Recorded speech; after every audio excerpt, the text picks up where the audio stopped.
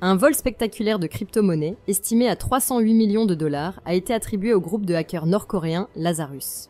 Ce dernier, tristement célèbre pour des cyberattaques comme celle de Sony Pictures en 2014, aurait ciblé la plateforme japonaise DMM Bitcoin, spécialisée dans l'échange de monnaies numériques.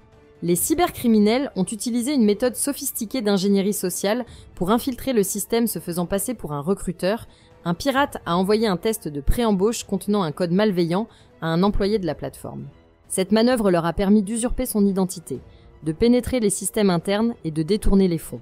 Ce vol met en évidence l'ampleur et la complexité des cyberattaques orchestrées par Pyongyang qui utilisent les crypto-monnaies volées pour financer des activités illicites, y compris son programme nucléaire. Les enquêtes des autorités américaines et japonaises, notamment le FBI et l'Agence nationale de police japonaise, pointent directement le rôle du groupe Trader Traitor, affilié à Lazarus, ainsi que les ramifications internationales de ces cybercrimes.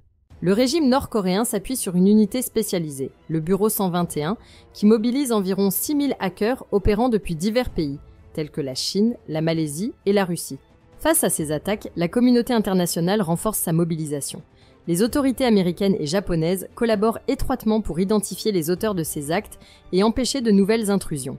Le FBI a réaffirmé son engagement à poursuivre les cybercriminels nord-coréens et à soutenir des efforts globaux pour sécuriser les actifs numériques.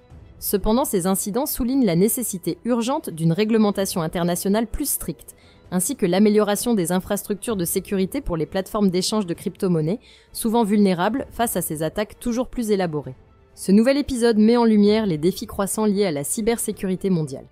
L'augmentation de la fréquence et de la sophistication des attaques démontre l'urgence de renforcer les défenses numériques et de promouvoir une coordination internationale renforcée. Les crypto-monnaies, devenues un outil de financement parallèle pour des régimes controversés, posent des enjeux majeurs pour l'économie mondiale, nécessitant une vigilance accrue pour protéger les utilisateurs, les entreprises et les gouvernements des menaces persistantes. Si la vidéo d'aujourd'hui vous a plu, n'oubliez pas de vous abonner pour ne pas manquer nos prochaines vidéos.